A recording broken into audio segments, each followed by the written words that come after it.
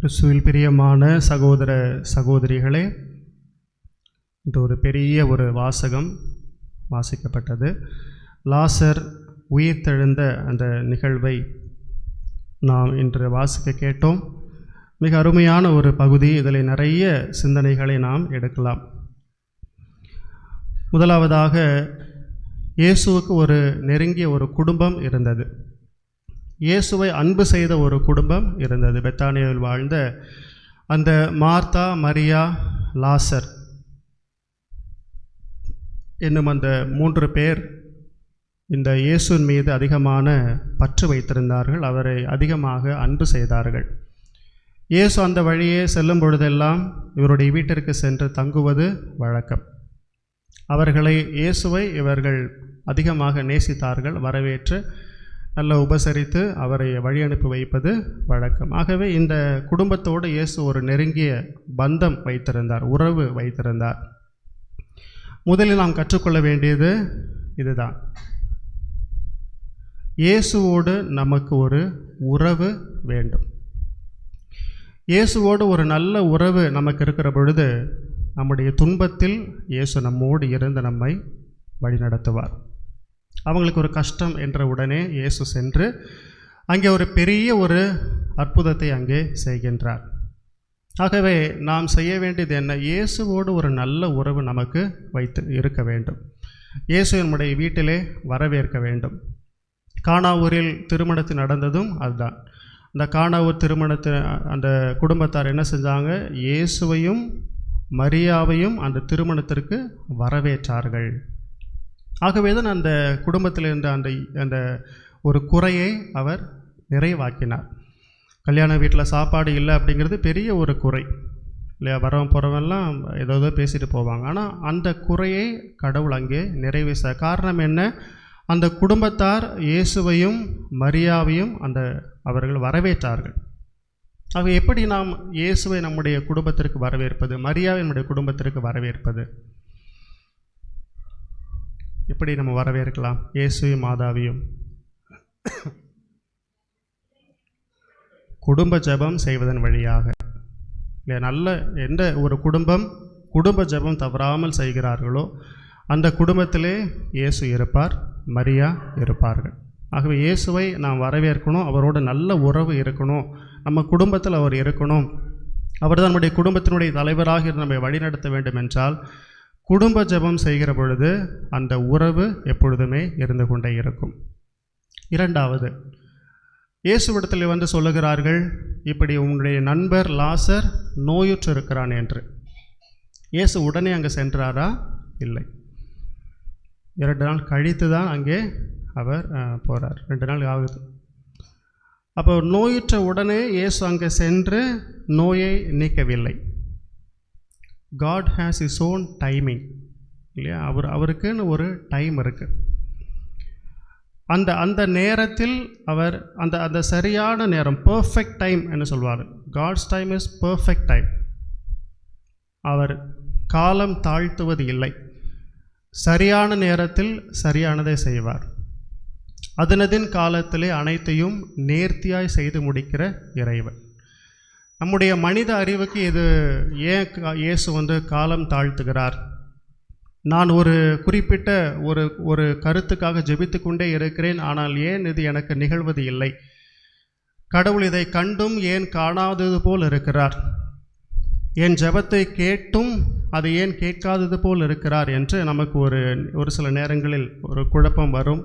நம்முடைய விசுவாசம் தொய்வடைந்து போகக்கூடிய சூழ்நிலைகள் எல்லாம் வரும். ஆனால் இந்த நற்செய்தி நமக்கு சொல்லுகிறது, கடவுளுக்கென்று ஒரு நேரம் இருக்கிறது. அந்த நேரத்தில் அவர் எல்லாவற்றையும் சரியாக செய்து முடிப்பார். எனக்கு இந்த நோய் வந்துருச்சு, எனக்கு இன்னும் ஏன் சரியாகவே இல்லை, நான் ஜெபிச்சுட்டே தானே இருக்கேன், ஏன் சரியாகலை?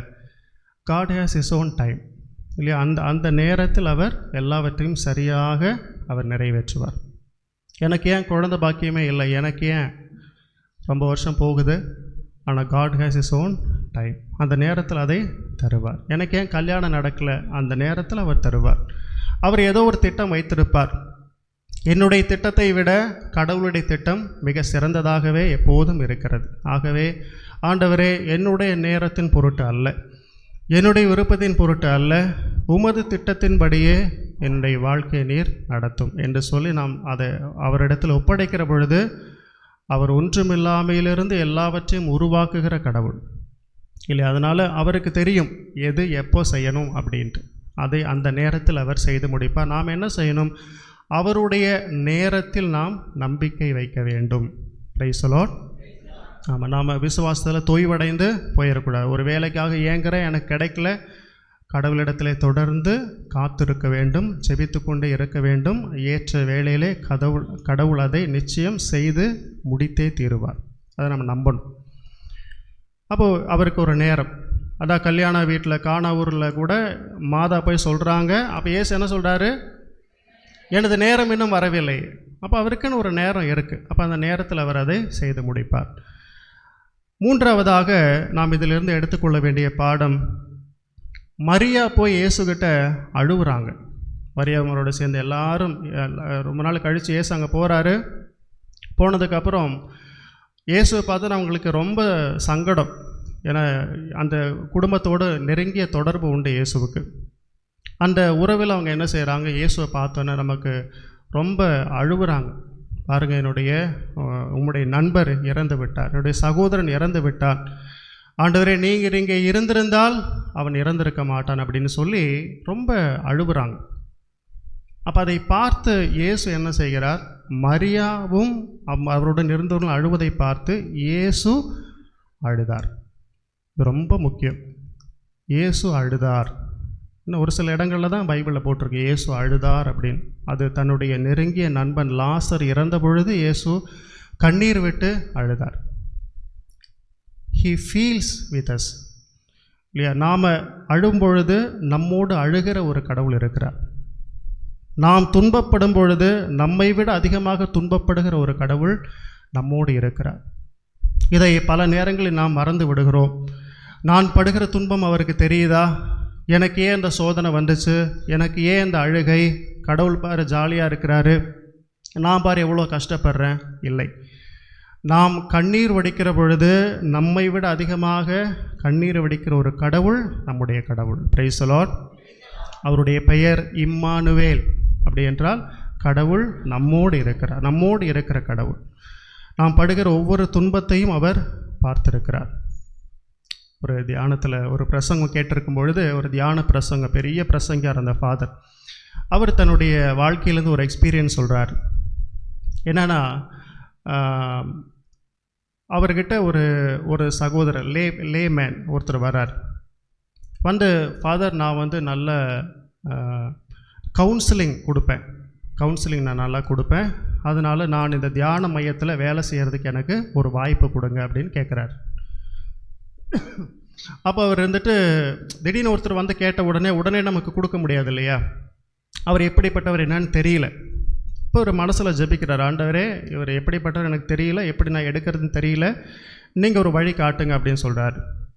அவர் சொல்கிறாரு, நான் பரிசுத்த ஆவியில் நிறைஞ்சு, நம்ம 2 பேர் சேர்ந்து கொஞ்சம் நேரம் ஜெபிக்கலாம் ஃபாதர் அப்படி சொல்கிறாங்க. 2 பேர் சேர்ந்து ஜெபிக்கிறாங்க, கொஞ்சம் நேரம் துதிக்கிறாங்க. துதிச்சோடனே இவர் சொல்கிறாரு, ஃபாதர் உங்கள் கழுத்தில் பின்னாடி உங்கள் கழுத்து வலி உங்களுக்கு இருக்குது கரெக்டாக அப்படின்னு கேட்டார். அப்போ ஃபாதர் ஆமாம் கரெக்டு தான், எனக்கு கழுத்து வலி இருக்குது அப்படின்னு சொன்னார். அப்போ ஃபாதர் மனசுக்குள்ளே என்ன நினைக்கிறாரு? இது ஒரு சாதாரண விஷயம் தானே, இப்படி நின்று ப்ரீச் பண்ணும்போது, ரொம்ப நேரம் நின்று ப்ரீச் பண்ணும்போது கழுத்து வலி வர்றது இயல்பு. அப்போ அவர் சொல்கிறார், அடுத்தது உங்களுக்கு கால் வலி இருக்குல்ல ஃபாதர் அப்படின்னு சொல்கிறார். அவர் சொல்கிறார், ரொம்ப நேரம் நின்று ப்ரீச் பண்ணும்போது கால் வலி வர்றது தான், சும்மா அவர் அடித்து விட்றாரு அப்படின்ட்டு இவர் மனசு நினச்சிட்டு, ஆமாம் கால் வலி இருக்குது. அப்போவும் மனசுக்குள்ளே என்ன, ஆண்டவரே அவருக்கு தெரியாத ஒன்று, வெளியில் தெரியாத ஒன்றும் உமக்கு மட்டும் தெரிஞ்ச ஒன்றும் எனக்குள்ள மறைவாக இருக்கிற ஒன்றும் அவர் சொல்லிட்டார்னா நான் அவரை நம்புகிறேன். நீங்கள் தான் அனுப்பிச்சிங்கன்னு நான் நம்புகிறேன். இதெல்லாம் காமனான கை வலி கால் வலி இதெல்லாம் காமனாக எல்லாருக்கும் வர்றது தான். ஆனால் எனக்குள்ளே இருக்கிற ஒன்று உமக்கு தெரியும், ஆனால் வெளியில் தெரியாது. அந்த விஷயத்தை அவர் என்கிட்ட சொன்னார்னா நீங்கள் தான் அனுப்புனீங்கன்னு நான் நம்புகிறேன், அவரை எடுத்துக்கிறேன் அப்படின்னு சொல்கிறார். அப்போ அவர் பேசிகிட்டே இருக்கும்போது அவர் சொல்கிறாரு, ஃபாதர் உங்களுக்கு இன்னும் நம்பிக்கை வரலன்னு பரிசுத்த ஆவியானவர் சொல்கிறார் அப்படின்னாரு. என்னடா அது கரெக்டாக சொல்கிறாரு, நம்பிக்கை வரல அப்படின்ட்டு. அப்போ அவர் சிரிக்கிறார். சிரிச்சுட்டு கொஞ்ச நேரம் மறுபடியும் ஜெபிச்சுட்டு சொல்கிறாரு, ஃபாதர், உங்கள் வாய்க்குள்ளே ஒரு பல்லு உடஞ்சி நிற்கிது. நீங்கள் அதை எடுக்கலாமா வேண்டாமான்னு யோசிச்சுட்ருக்கிறீங்க. பரிசுத்த ஆவியானவர் சொல்கிறாரு, அந்த பல்லு எடுக்க வேண்டாம், அது அப்படியே இருக்கட்டும், சரியாயிரும்னு சொல்கிறார். அவர் அப்படியே ஷாக் ஆகிறார். உண்மையாகவே அவருடைய பல்லு உடஞ்சி நிற்கிது. அது என்ன பண்ணலான்னு அவர் யோசிச்சுட்ருக்கிறார். Praise the Lord. அப்போ அவர் சொல்கிறாரு, மலையாளத்தில் அவர் சொல்கிறார், பொட்டிய பல்லு போலும் தெய்வம் அறிஞ்சிட்டுண்டு அப்படின்ட்டு. Praise the Lord. இந்த ஒரு சாதாரண மனுஷனுடைய உடஞ்ச பல்ல கூட அறிந்திருக்கிற ஒரு கடவுள் அப்படின்னு சொல்லி அவர் அப்படியே சந்தோஷத்தில் நிறையிறார். அதான் கடவுள். நாம் துன்பப்படுகிற பொழுது நம்மோடு சேர்ந்து துன்பப்படுகிற ஒரு கடவுள். நாம் நினச்சிக்கிறோம் அவருக்கு தெரியாது அப்படின்ட்டு. உடஞ்சிருக்கிற பல்லு கூட அவருக்கு தெரிஞ்சிருக்கு. பாருங்களேன், ஒவ்வொரு விஷயம் அவர் சொல்கிறார் இல்லையா, உன்னுடைய தலைமுடியெல்லாம் எண்ணப்பட்டிருக்கிறது. நம்ம தூங்கி எந்திரிக்கும் போது எத்தனை முடி போகுதுன்னு தெரியாது. தலை குளிச்சுட்டு வரும்போது எத்தனை முடி போச்சுன்னு தெரியாது. ஆனால் கடவுள் சொல்கிறார், உன்னுடைய தலைமுடியை கூட நான் எண்ணி வச்சுருக்கேன். அப்போ எவ்வளோ ஒரு அன்புள்ள ஒரு கடவுள் பாருங்கள். நம்ம மீது எவ்வளோ ஒரு அக்கறையுள்ள ஒரு கடவுள். அப்போ இப்போ நமக்கு சிலதெல்லாம் அவர் அனுமதித்தார் அப்படின்னா அவருக்கு தெரியாமல் இல்லை, நம்மை பக்குவப்படுத்த ஒரு சிலதை அவர் அனுமதிக்கிறார். கடவுளுடைய மாட்சியை காண்பதற்காக ஒரு சில நேரங்களில் சிலவற்றை அனுமதிக்கிறார். அவர் நோயுற்றிருக்கிறார் என்று கேள்விப்பட்ட உடனே இயேசு ஓடி போய் லாசரை குணமாக்கியிருக்கலாம். அப்போ வரலாற்றில் என்ன பைபிளில் எழுதப்பட்டிருக்கும்? நோயுற்றிருந்த லாசரை இயேசு சுகமாக்கினார். சாதாரணமாக போயிருக்கும் இல்லையா? காய்ச்சலாய் கிடந்த பேதுருவின் மாமியாரை இயேசு குணப்படுத்தினார், சாதாரணம். ஆனால் இங்கே என்ன ஒரு பெரிய அற்புதம் நடக்குது? அவர் கொஞ்சம் போகிறதுக்கு டிலே பண்ணுறாரு. அதன் வழியாக என்ன நடக்குது? இறந்து 4 நாட்களாகி அழுகிய நிலையில் இருக்கிற அந்த உடலை இயேசு உயிர்த்தெழ செய்கிறார். வரலாற்றிலே பதியப்படுகிறது. இறந்த உடனே கூட உயிர்த்தெழ செய்யலை, இறந்து அழுகி போய் 4 நாள் ஆனவரையும் உயிர்ப்பிக்க இயேசுவால் முடியும் என்று கடவுள் தன்னுடைய மாட்சியை வெளிப்படுத்துகிறார். Praise the Lord. அப்போ அதனால தான் ஒரு சிலது தாமதமாகுது நம்முடைய வாழ்க்கையில். இப்போ அதை குணப்படுத்திக்கிட்டா அது சாதாரண விஷயமாக மாறிடும். ஆனால் அதை கொஞ்சம் காலம் தாழ்த்தி கடவுள் ஒரு சில காரியங்களை செய்யும் பொழுது கடவுளுடைய மாட்சிமையை நம்மால் உணர முடியும். Praise the Lord. அவர் எவ்வளோ பெரிய கடவுள் அப்படிங்கிறது அப்போ தான் நமக்கு தெரியும். அதுக்காகத்தான் ஒரு சிலதை அவர் அனுமதிக்கிறார். அதனால தான் இயேசு அவர் நோய்வாய்ப்பட்டிருக்கிற என்ற உடனே அவர் போகாமல் இருந்தார். Praise the Lord. அப்போது இயேசு கண்ணீர் விட்டு அழுதார் அப்படின்னா நம்மீது மிக மிக இரக்கமுள்ள ஒரு கடவுள், நம்மோடு துன்பத்தில் பயணிக்கிற ஒரு கடவுள், இம்மானுவேல் நம்மோடு இருக்கிறார் என்பதை நாம் உணரணும். 3 பாயிண்ட் முடிஞ்சு. 4வது, இயேசு அந்த கல்லறை கிட்ட போய் நின்று சொல்கிறாரு, அந்த கல்லை அப்புறப்படுத்துங்கள் அப்படின்னு. தொழுநோயாளியை பார்த்து உன் தொழுநோய் நீங்கட்டும் சொன்ன உடனே நோய் நீங்கிருச்சு. படுத்த படுக்கையாக எழ முடியாமல் இருந்தவனை பார்த்து எழுந்து உன் படுக்கை எடுத்துக்கொண்டு நட அப்படின்னு சொன்ன உடனே அவன் எழுந்து நடந்தான். அந்த கல் அப்புறப்படட்டும்னு சொன்ன உடனே கல் போயிருக்குமா இல்லையா? இயேசு எதுக்காக அந்த கல்லை அப்புறப்படுத்துங்கன்னு ஒரு சிலருக்கு வேலை கொடுக்குறாரு? ஏன்னா காட் நீட்ஸ் அவர் கோஆப்ரேஷன். கடவுள் ஒரு அற்புதத்தை செய்யும் பொழுது நம்முடைய ஒத்துழைப்பையும் அவர் நாடுகிறார். Praise the Lord. நாம் ஒரு சில காரியங்களை நம்ம வாழ்க்கையில் நீக்க வேண்டியது இருக்குது.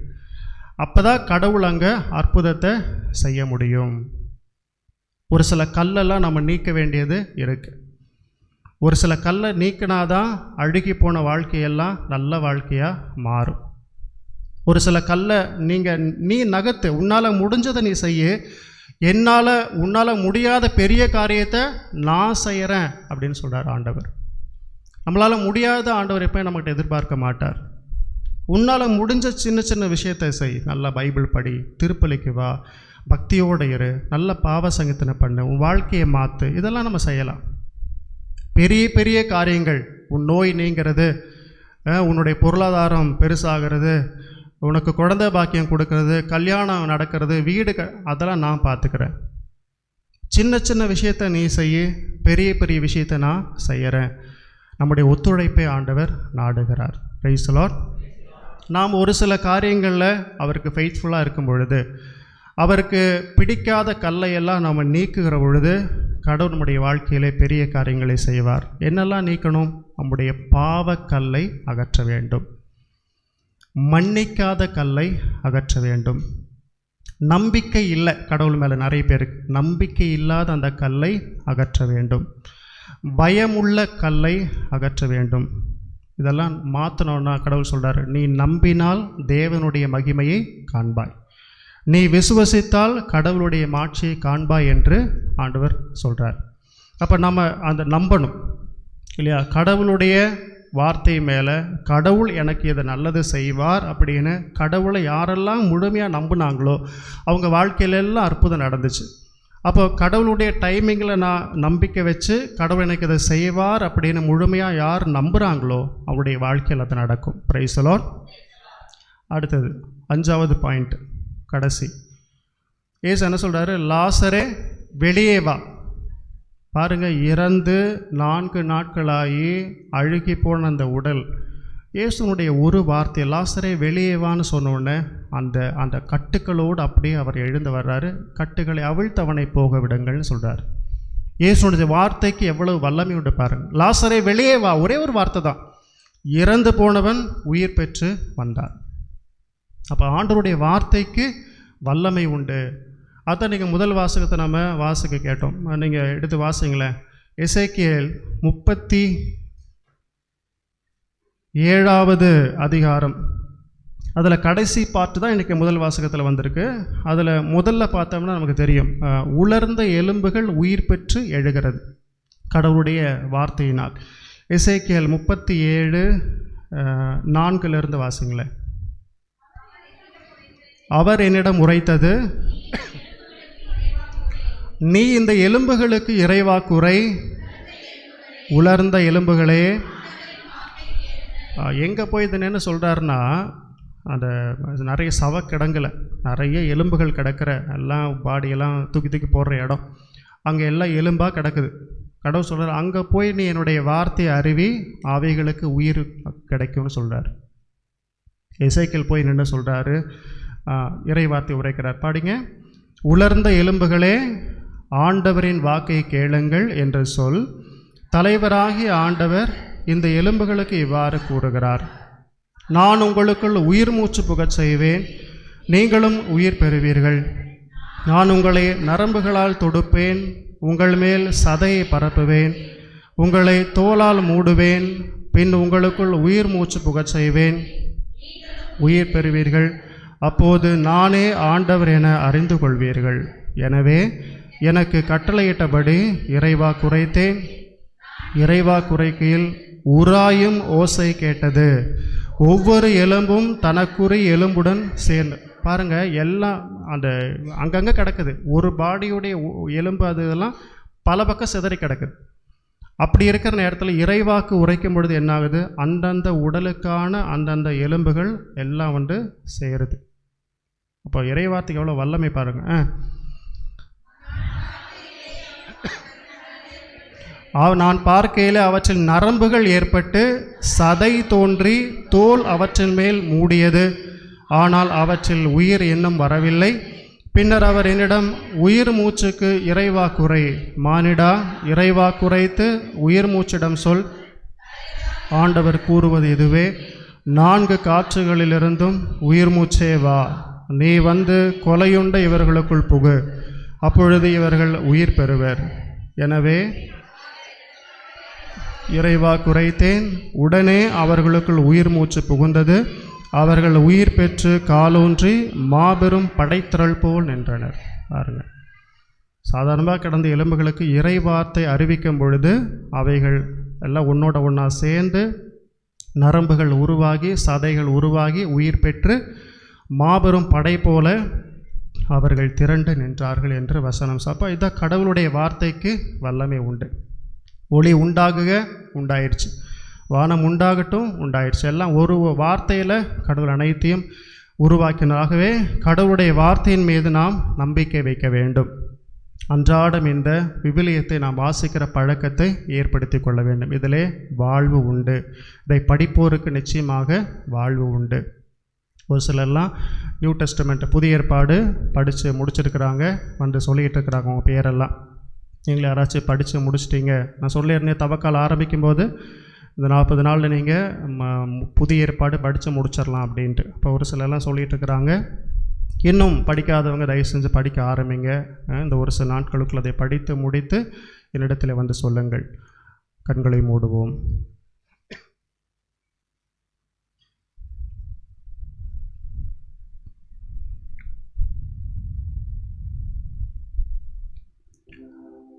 ஆன்மீக வாழ்விலே ஒருவேளை நாம் இறந்து போயிருக்கலாம்.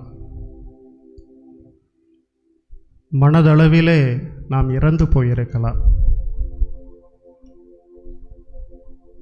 நீ கடவுளை நம்பினால் அவருடைய மாட்சியை காண்பாய் என்று ஆண்டவர் சொல்லுகிறார். இறந்து 4 நாட்களான நாற்றமடிக்கிற லாசரை உயிர்ப்பித்த ஆண்டவரே, இதோ நாற்றமடிக்கிற எங்கள் ஆன்மாக்களை, எங்களுடைய பாவ வாழ்க்கையை உம்மிடத்தில் ஒப்புக் கொடுக்கிறோம். எங்களையும் உயிர்த்தெழச் செய்யும். நல்ல மனிதர்களாக எங்களை மாற்றும். லாசரை வெளியே வா என்று ஒரே வார்த்தையில் குணப்படுத்திய ஆண்டவரே, எங்களுடைய நோய்களிலிருந்தும் எங்களை குணப்படுத்தும். உம்மையே நம்புகிறோம், உம்மையே விசுவசிக்கிறோம். நீரே எங்கள் ஆண்டவர், நீரே எங்கள் கடவுள். எங்கள் ஜெபம் கேளும் ஜீவனுள்ள நல்ல பிதாவே, ஆமென். எழுந்து